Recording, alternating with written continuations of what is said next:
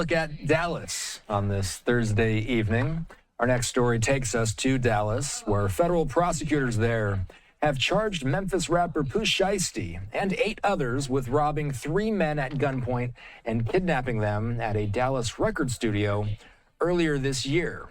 The court documents only refer to the victims by their initials. One victim, called RD, is described as the owner of the 1017 record label, which was founded by Grammy-nominated rapper Gucci Mane, whose real name is Roger Davis. DOJ saying that the incident began with a dispute over a record contract. Fox 4 Dallas reporter David Sentendry is here with more. David, what can you tell us? Yeah, well, I can tell you this was disguised as a traditional business meeting inside a recording studio, but then it turned into an ambush. Go make your bed. Lontrell Williams Jr., a well-known rapper by the stage name Pooh Shiesty, was on house arrest for a firearms conviction related to drug trafficking when the Department of Justice says he led a group to rob and kidnap 3 people inside a Dallas recording studio back in January. The motive? So Pooh Shiesty could get out of a record contract with rapper Gucci Mane's label, the new 1017 Records. We're not talking about low-level rappers here, guys who are trying to make it. TMZ tells Fox 4 to let go of Pooh Shiesty would have been a financial blow to Gucci Mane's record label. He had a lot of artists under his label, and then he made a decision that he was going to let go a lot of those artists. One of the very few, though, that he held on to happened to be Pooh Shiesty, because, again, Pooh Shiesty is somebody who's got a lot of fans. He's got hit music, and certainly somebody that Gucci Mane could be profitable. According to a criminal complaint, Pooh Shiesty was upset with contract terms. Surveillance images show Pooh Shiesty, his father, and 7 others before they enter the studio. Once inside, Pooh Shiesty pulled what appeared to be a black AK-style pistol, pointing it at the head of a victim, labeled RD, demanding RD sign contractual release paperwork. RD complied. Gucci Mane's legal name, Roderick Davis, matches those initials. The victims in this case came to Dallas to conduct legitimate business, and they were met with firearms and violence. That wasn't the end of it. The feds say the group robbed the victims of expensive jewelry and cash. One of the victims was actually choked by one of the defendants to the point of near unconsciousness. Pooh Shiesty lives in Frisco, according to the complaint, but investigators say most of the alleged accomplices traveling from Memphis, Tennessee, were staying at a Dallas hotel the day of the ambush, including accomplice Rodney Wright Jr., a rapper with the stage name Big 30. Social media post reportedly shows suspect Terrence Rogers wearing a variety of jewelry believed to be stolen during the robbery, even stolen sneakers. There's also a post highlighting a large amount of cash. Footage from Memphis shows federal investigators collecting evidence at the home of Pooh Shiesty's father, Lontrell Williams Sr. That was on Wednesday, the day most suspects were arrested. We remain committed to investigating violent crimes like these. We mentioned Pooh Shiesty lives in Frisco. That's a suburb of Texas. Again, Frisco is about 30 minutes north of Dallas, where Pooh Shiesty lives. He actually lives in an apartment right next to the Dallas Cowboys training facility. Everyone else involved is believed to have come from out of town during this event. Again, 9 people, 9 suspects we're talking about, 8 of them in custody. Feds still looking for one more who's believed to possibly be in Georgia. Austin? David Sentendry with us tonight. David, always appreciate you. You heard a little bit of the press conference in David's piece. Let's play the full thing out from the beginning. Here it is. Good morning. I'm Catherine Miller, the Acting Public Affairs Officer for the U.S. Attorney's Office of the Northern District of Texas. Today, you're going to hear from Ryan Raybolt, the United States Attorney for the Northern District of Texas, Jeremy Wright, Assistant Special Agent in charge of FBI Dallas. And we will have a brief question and answer session after their remarks. Please identify yourself by your name and your media outlet when asking questions, and confine the content of your questions to today's press conference. At the podium, joining Ryan Raybolt and Jeremy Wright is Executive Assistant Chief of Police with the Dallas Police Department, Terrence Rhodes, Assistant U.S. Attorney Robert Withers, Assistant U.S. Attorney Claire Demers, and Assistant U.S. Attorney and Violent Crimes Chief Jeremy Fugate, all of the Northern District of Texas. And with that, I'll turn it over to Ryan. Good morning.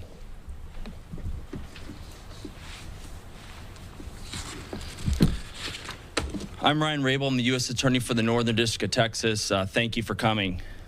This week, 9 individuals, including well-known musical artists, kidnapped and robbed at gunpoint numerous victims at a music studio in Dallas, Texas. 8 of the 9 were arrested yesterday in Dallas, Memphis, and Nashville. These individuals who are charged and arrested include Lontrell Williams Jr., also known as Pooh Shiesty, Lontrell Williams Sr., Rodney Wright Jr., also known as Big 30, Kadarius Waters, Demarion Gibson, DeMarcus Glover, Corday Johnson, Darian McDaniel, and Terrence Rogers has not been arrested yet, but will be soon. The complaint alleges that on January 10th of this year, 3 music industry professionals traveled to Dallas for a scheduled business meeting. Lontrell Williams Jr. arranged this meeting purportedly to discuss the terms of his recording contract with one of the victims. As alleged, once these 3 men were inside the recording studio, Williams Jr. and 8 co-conspirators, several of whom traveled from Memphis, Tennessee, executed a coordinated armed takeover. As alleged, Williams Jr. produced an AK-style pistol and forced one of the victims to sign a release from the recording contract at gunpoint. The remaining conspirators displayed firearms and robbed the other victims of Rolex watches, jewelry, cash, and other high-value items. One of the victims was actually... Basically, it was Pooh Shiesty that laid up there and pointed the gun at Gucci Mane. Have Gucci Mane let him out of his contract. You know, same thing that they did in NWA. You know, you watch the movie NWA and how they, what that was that was one of them boys that went there. Oh, that was Ice Cube. Ice Cube went there to go ahead and, you know, be let out of his contract by Eazy-E. So it is basically the same thing. Actually choked by one of the defendants to the point of near unconsciousness. Defendant Wright barricaded the studio door with his body to prevent the victims from escaping. The ringleader of the conspiracy, Lontrell Williams Jr., was on home confinement at the time of the offense, as alleged, for a prior firearms conspiracy charge and conviction out of the Southern District of Florida. Towards the end of his prison sentence, he had been granted home detention. Part of the terms of his home detention were that he would not commit another federal offense or possess a firearm. His father, Lontrell Williams Sr., is alleged to have helped plan and execute the federal kidnapping as charged in the complaint. And as described further in the complaint, within hours of leaving the Dallas studio, a number of the defendants were on social media displaying some of the items that appeared to be the jewelry that had been robbed from the victims. The charging document outlines some of the evidence, just some, establishing the defendants' roles in the federal offense. This is as follows. Electronic monitoring data placing Williams Jr. at the offense location, which would put him in violation of his home detention conditions. Cell phone records and license plate reader data corroborating the coordinated travel of multiple defendants. You see how you can't even get out of situations when you committing a crime. You got license plate readers, and then Pooh Shiesty had an ankle monitor on him. Man, how stupid can you be, bro? You got an ankle monitor on, and you trying to go commit a crime, and the dudes that's with you, all y'all got cell phones. So it's showing everybody getting pinged with those cell phones. Your daddy already on camera, you know what I'm saying? All y'all there. It just, yeah. I'm going to say this the dumbest thing ever happened in 2026 already. From Memphis, Tennessee to Dallas, rental car records confirming Williams Sr. rented a vehicle that was used by the group, surveillance footage from the offense location, a nearby office supply store, and a hotel where several of the defendants stayed following the offense. fingerprint evidence as well that was recovered from the crime scene, matching at least 2 of the defendants.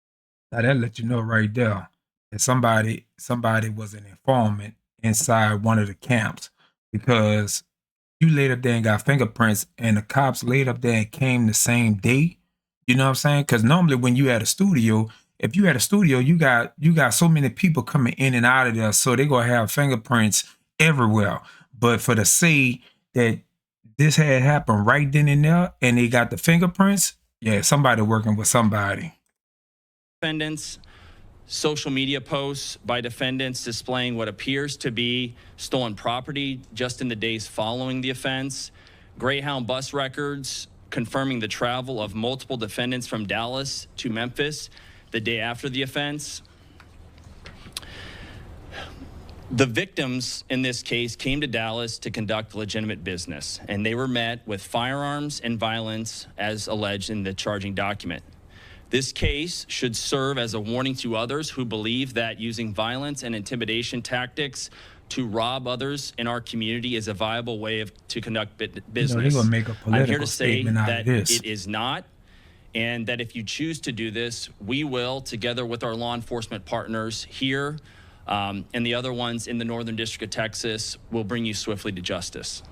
I want to thank the FBI Dallas Violent Crimes Task Force, the FBI's Memphis Resident Agency and Nashville Field Office, the Memphis Safe Task Force, the Dallas Police Department, the United States Attorney for the Western District of Tennessee, Michael Dunovit, and AUSA Greg Wagner, the U.S. Attorney's Office for the Eastern District of Texas, my dear friend and colleague Jay Combs, and the U.S. Attorney's Office for the Middle District of Tennessee, including my colleague Braden Busek, for their outstanding contributions in this multi-jurisdictional investigation and prosecution.